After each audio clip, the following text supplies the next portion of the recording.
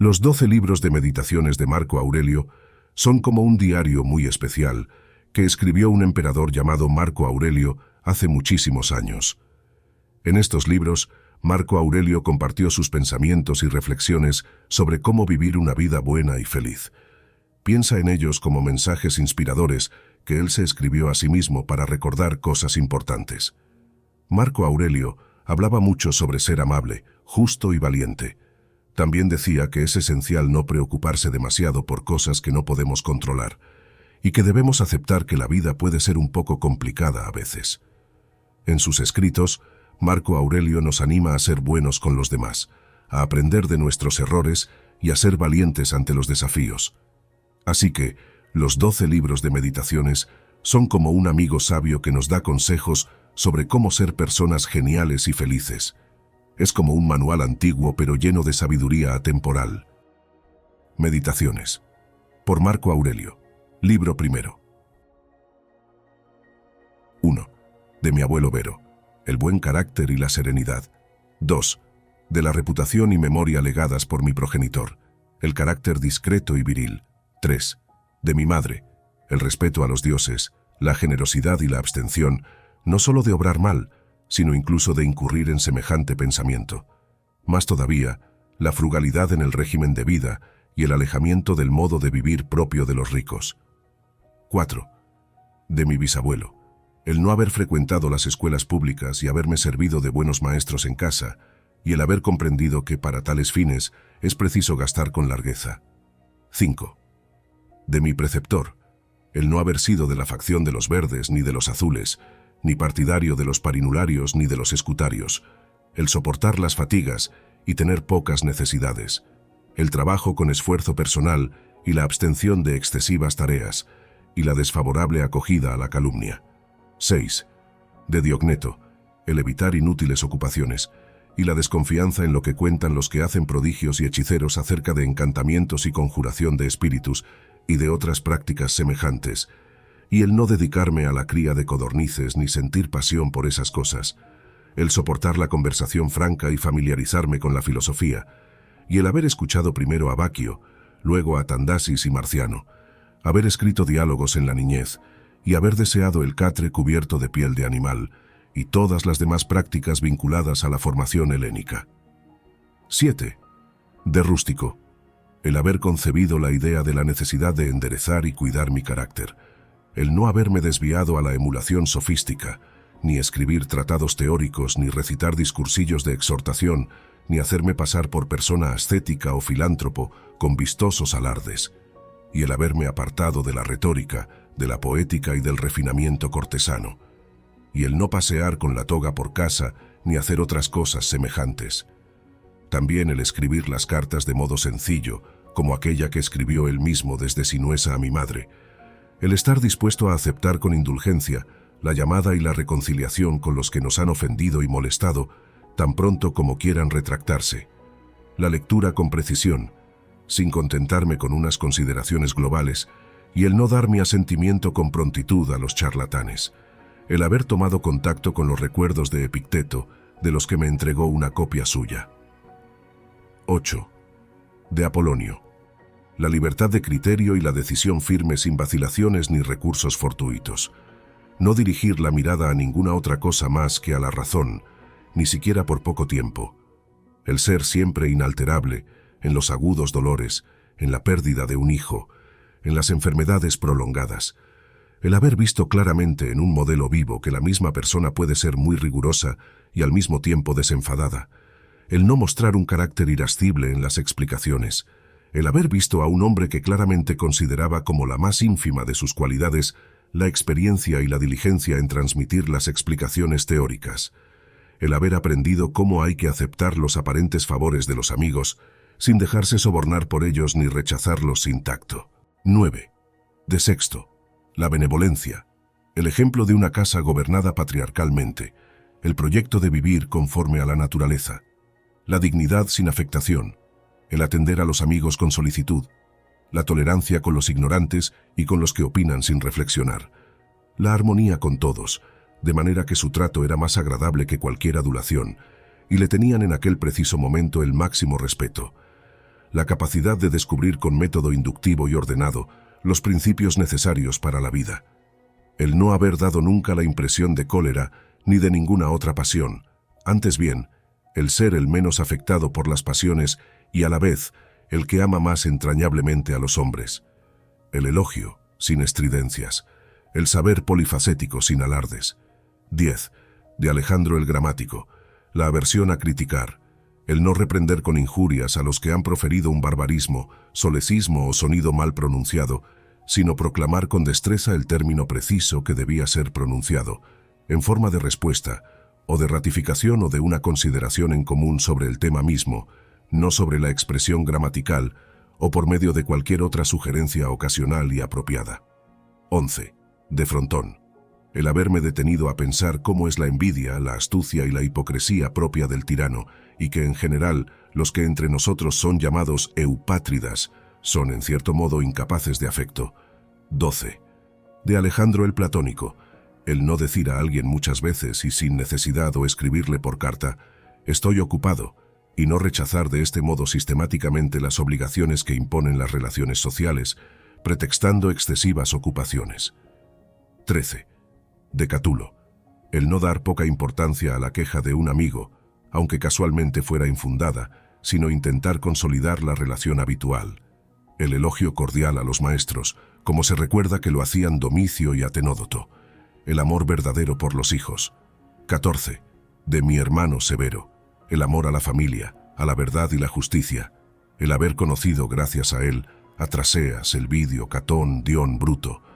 El haber concebido la idea de una constitución basada en la igualdad ante la ley, regida por la equidad y la libertad de expresión igual para todos, y de una realeza que honra y respeta, por encima de todo, existe en el texto griego una laguna.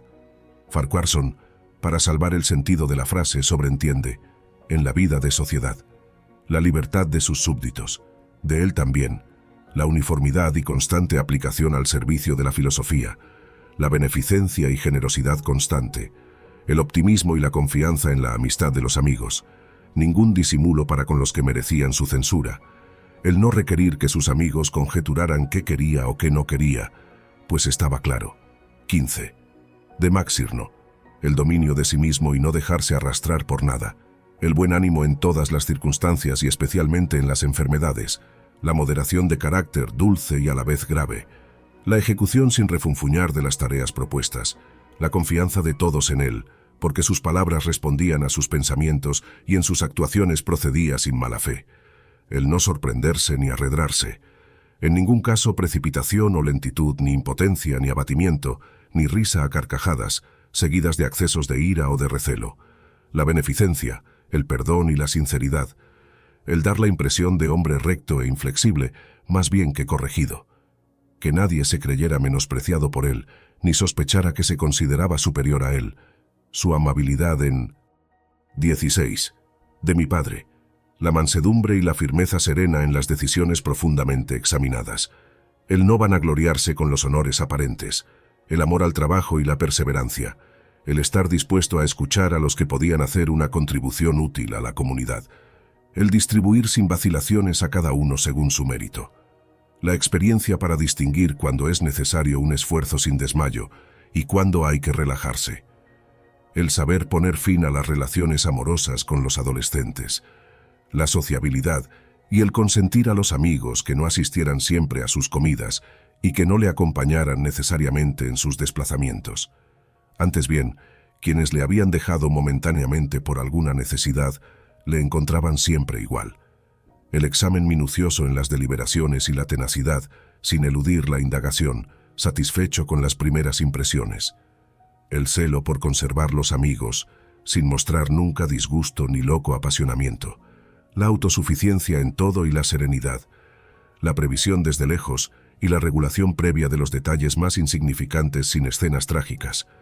La represión de las aclamaciones y de toda adulación dirigida a su persona.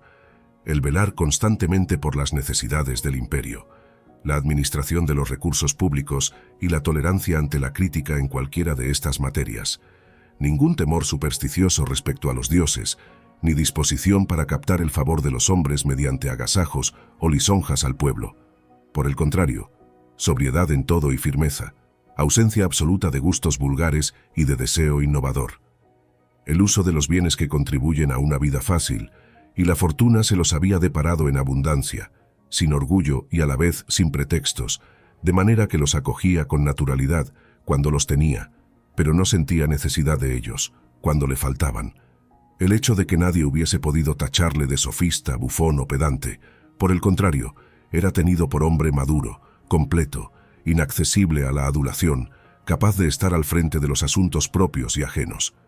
Además, el aprecio por quienes filosofan de verdad, sin ofender a los demás ni dejarse tampoco embaucar por ellos. Más todavía, su trato afable y buen humor, pero no en exceso.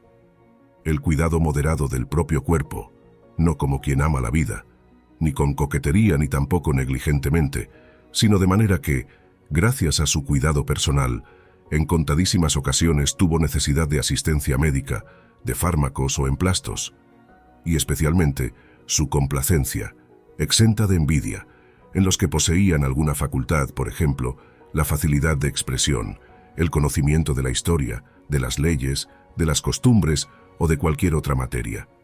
Su ahínco en ayudarles para que cada uno consiguiera los honores acordes a su peculiar excelencia, procediendo en todo según las tradiciones ancestrales, pero procurando no hacer ostentación ni siquiera de esto, de velar por dichas tradiciones.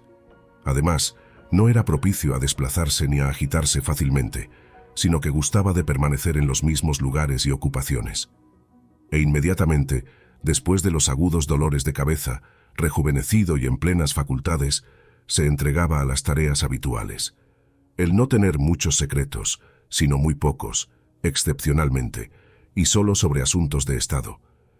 Su sagacidad y mesura en la celebración de fiestas, en la construcción de obras públicas, en las asignaciones y en otras cosas semejantes, es propia de una persona que mira exclusivamente lo que debe hacerse, sin tener en cuenta la aprobación popular a las obras realizadas. Ni baños a destiempo, ni amor a la construcción de casas, ni preocupación por las comidas, ni por las telas, ni por el color de los vestidos, ni por el buen aspecto de sus servidores. El vestido que llevaba procedía de su casa de campo en Lorio, y la mayoría de sus enseres, de la que tenía en Lanubio.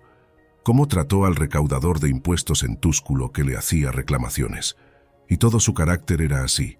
No fue ni cruel, ni hosco, ni duro, de manera que jamás se habría podido decir de él, ya suda, sino que todo lo había calculado con exactitud, como si le sobrara tiempo, sin turbación, sin desorden, con firmeza, concertadamente.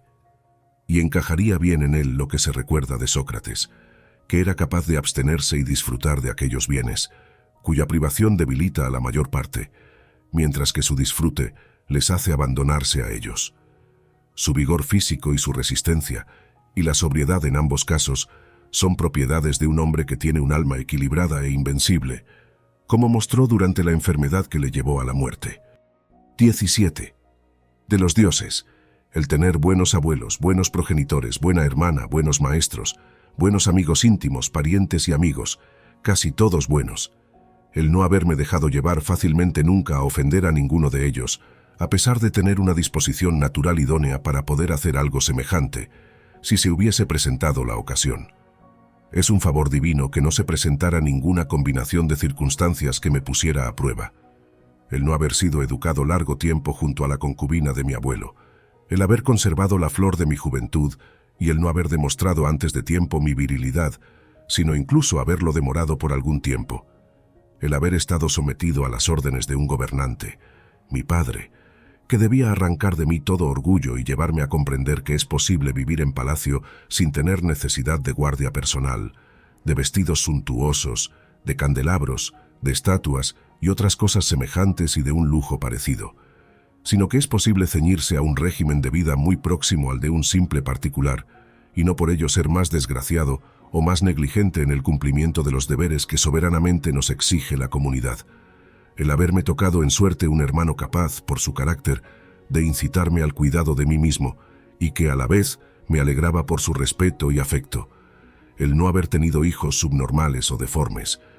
El no haber progresado demasiado en la retórica, en la poética y en las demás disciplinas, en las que tal vez me habría detenido si hubiese percibido que progresaba a buen ritmo. el haberme anticipado a situar a mis educadores en el punto de dignidad que estimaba deseaban sin demorarlo, con la esperanza de que, puesto que eran todavía jóvenes, lo pondría en práctica más tarde. El haber conocido a Apolonio, Rústico, Máximo. El haberme representado claramente y en muchas ocasiones qué es la vida acorde con la naturaleza, de manera que, en la medida que depende de los dioses, de sus comunicaciones, de sus socorros y de sus inspiraciones, nada impedía ya que viviera de acuerdo con la naturaleza. Y si continúo todavía lejos de este ideal, es culpa mía por no observar las sugerencias de los dioses y a duras penas sus enseñanzas. La resistencia de mi cuerpo durante largo tiempo en una vida de estas características. El no haber tocado ni a Benedicta ni a Teódoto, e incluso más tarde, víctima de pasiones amorosas, haber curado. El no haberme excedido nunca con Rústico, a pesar de las frecuentes disputas de lo que me habría arrepentido. El hecho de que mi madre, que debía morir joven, viviera sin embargo conmigo sus últimos años. El hecho de que cuantas veces quise socorrer a un pobre o necesitado de otra cosa, jamás oí decir que no tenía dinero disponible. El no haber caído yo mismo en una necesidad semejante como para reclamar ayuda ajena. El tener una esposa de tales cualidades, tan obediente, tan cariñosa, tan sencilla. El haber conseguido fácilmente para mis hijos educadores adecuados. El haber recibido, a través de sueños, remedios, sobre todo para no escupir sangre y evitar los mareos, y lo de Gaeta, a modo de oráculo. El no haber caído, cuando me aficioné a la filosofía, en manos de un sofista, ni haberme entretenido en el análisis de autores o de silogismos, ni ocuparme a fondo de los fenómenos celestes. Todo esto requiere ayudas de los dioses y de la fortuna.